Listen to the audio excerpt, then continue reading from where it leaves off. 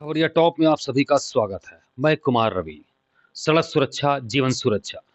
जी हाँ, योगी सरकार का यह मूल मंत्र जब से योगी जी ने यहाँ के सूबे की सत्ता की गद्दी संभाली है, तब से यह लगातार यह मूल मंत्र हर खासवाम के बीच उनको जागरूक करने के लिए सड़क सुरक्षा के प्रति चलाया जा रहा है। ऐसे में परिवहन विभाग, पीडब्ल्यूडी विभाग और स्वास्थ्य विभाग, शिक्षा विभाग, साथ ही यातायात निदेशालय, स्थानीय पुलिस के समन्वय के साथ लगातार सड़क सुरक्षा जन जागरूकता अभियान चलाया जा रहा है, ताकि सड़क सुरक्षा के नियमों के प्रति लोगों को वाकिफ कराया जा सके और आए दिन हो रहे सड़क हादसों के जो बेलगाम तरीके से हो रहे हैं उन पर रोक लगाई जा सके।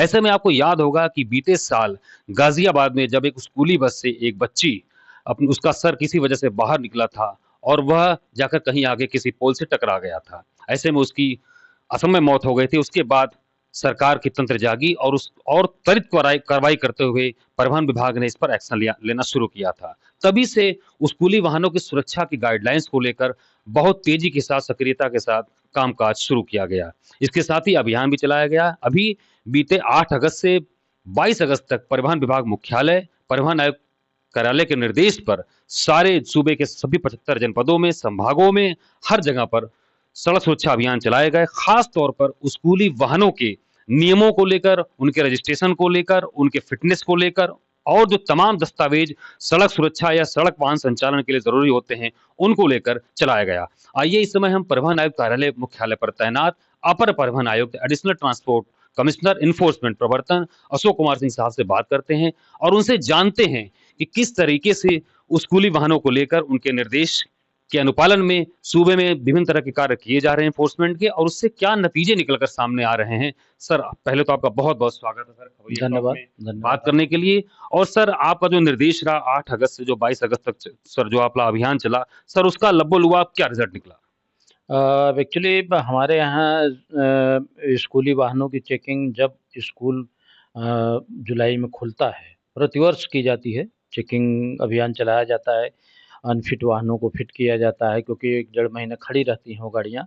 तो जो गाड़ियाँ खड़ी रहती हैं निश्चित रूप से उनकी फिजिकल स्थिति थोड़ी उतनी अच्छी नहीं रह पाती, तो फिर से उसको पेंट वेंट करा कर के नंबर प्लेट वगैरह सब ठीक-ठाक करके ले आते हैं लोग, फिर से पुनः फिटनेस कराते हैं उसकी जो है।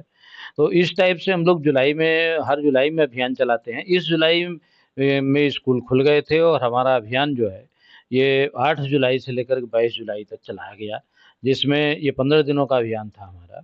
15 दिनों के अभियान में हमारे यहाँ जो पूरे उत्तर प्रदेश में 56,954 स्कूली वाहन पंजीकृत हैं, जिसमें से 12,022 गाड़ियों का फ़िटनेस समाप्त था। तो जो अभियान चलाया गया इसके दौरान जो है हम लोगों ने 2414 गाड़ियों का चालान किया और इसमें 6,331 गाड़ियों का पंजीयन निलंबित किया और 315 गाड़ियों का रजिस्ट्रेशन कैंसल किया। अब जो स्थिति बन के आई है, अब स्थिति ये है कि 2563 गाड़ियाँ अभी ऑन रोड दिख रही हैं। ऑन रोड क्या, ऑनलाइन दिख रही हैं, जिनकी फ़िटनेस जो है अभी भी कंप्लीट नहीं हो तो पाई सर, है। इनके लिए कोई अल्टीमेटम हाँ, इनको इनको नोटिस जारी किया गया है और नोटिस भी जारी किया गया है और इनको जो कमियाँ हैं, उनको दुरुस्त करके पुनः लाने के लिए बताया गया है।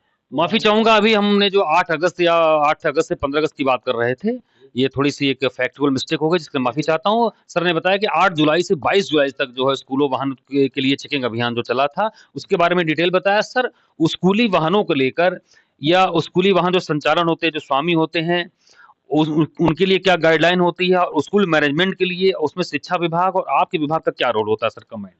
देखिए, जो भी वाहन स्कूल में चलती हैं, वो स्कूल के नाम ही पंजीकृत होती हैं।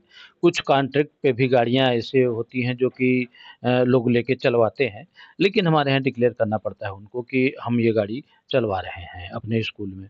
तो और वो गाड़ी जो है जो चलती है स्कूल में, वो स्कूली वाहनों की बस बॉडी कोड होता है। उसके अनुरूप वो गाड़ियाँ जब होती हैं तभी उनको स्कूली वाहन के रूप में चलने की परमिशन दी जाती है और पंजीकृत किया जाता है। तो ऐसे स्टेज में और इसकी सूचना जो है हमारे कार्यालय को देते हैं जो भी स्कूल के प्रबंधक होते हैं और समय-समय पे जिलाधिकारी संबंधित जिलाधिकारी के यहाँ जो ये रोड सेफ्टी की बैठक होती है, विद्यालयन समिति की बैठक होती है, तो इसमें उन चीज़ों पर चर्चा होती है, किसी भी तरह से अनियमितता स्कूली वाहनों में ना पाई जाए। तो इसलिए पूरे की पूरी व्यवस्था सर करके कोई स्कूल मैनेजमेंट हो अगर या कोई ट्रांसपोर्टर हो अगर स्कूल के साथ इस तरीके का स्कूल ट्रांसपोर्टेशन को लेकर कोई आपके यहाँ अगर पंजीकरण कराता है तो क्या उसमें टैक्स की सर रिबेट मिलता है छूट? वन टाइम होता है टैक्स, वन टाइम में आधा टैक्स लिया जाता है उनका स्कूली वाहनों का और एक ही बार में टैक्स अदायगी कर देते हैं वो और उन पे आधे की छूट होती है, आधा लिया जाता है उसपे। सर और क्या-क्या सर प्रायोरिटीज़ होनी चाहिए स्कूल वाहनों के लिए? बस सबसे बड़ी चीज़ जो है चालक सही तरीके का होना चाहिए, सही तरीके से गाड़ी चलावे उसका डीएल और डीएल वैलिड होना चाहिए और ओवरलोड फिटनेस ना चलें, ओवरलोड गाड़ियाँ नहीं होनी चाहिए। या ओवर स्पीड ओवर स्पीड नहीं होनी चाहिए, ओवरलोड नहीं होनी चाहिए और प्राय एक उनके केयरटेकर के रूप में बस में होना चाहिए ड्राइवर के अलावा। जो बच्चे छोटे-छोटे बच्चे होते हैं, जो गाड़ी से उतरते चढ़ते हैं, उनके देख-रेख के अपनी देख-रेख में उतारे और चढ़ावे बच्चों को। ये सब चीज़ों की सावधानियाँ अगर बरते लों तो निश्चित रूप से कि दुर्घटनाएँ से बचाव किया जा इसके अलावा सर फिटनेस है और पॉल्यूशन पीयूसी बाकी सब कागज़ात तो ज़रूरी है, बीमा है, फ़िटनेस है और परमिट है और ड्राइवर का लाइसेंस है, ये सब सारी चीज़ें तो रखनी ही पड़ती हैं। पॉल्यूशन है, अगर सीएनजी गाड़ी नहीं है तो पॉल्यूशन भी ज़रूरी है। तो इन सब चीज़ों का अपडेट करके ही जो है वाहन संचालित करावें वाहन स्वामी। तो अभी आपने देखा ये additional transport commissioner A K. Singh साहब थे, इन्होंने बताया कि स्कूल ट्रांसपोर्टेशन को लेकर किस तरीके से जो है ट्रांसपोर्ट डिपार्टमेंट की गाइडलाइंस है, शासन के निर्देश पर लगातार अभियान चलाए जा रहे हैं।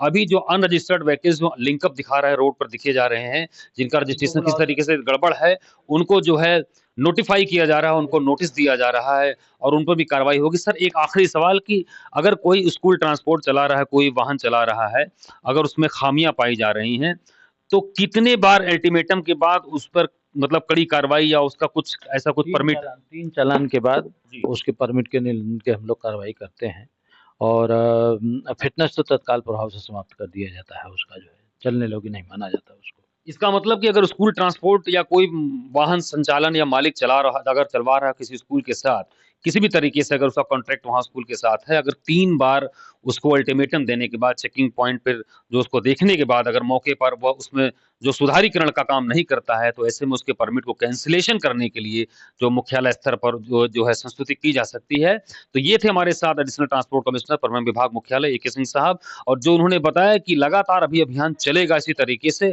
और आगे भी स्कूली वाहनों के लिए जो अभियान जारी रहेगा क्योंकि ये देश में बच्चे हमारे देश का भविष्य होते हैं और भविष्य जब खतरे में हो तो किसी भी लोकतंत्र की समृद्धि या शक्ति या जो उसका विकास कहीं न कहीं जो अधर में लटका हुआ नज़र आता है। ऐसे में खबरिया टॉप की टीम के साथ बने रहिए। मैं कुमार रवि, कैमरा पर्सन सचिन के साथ।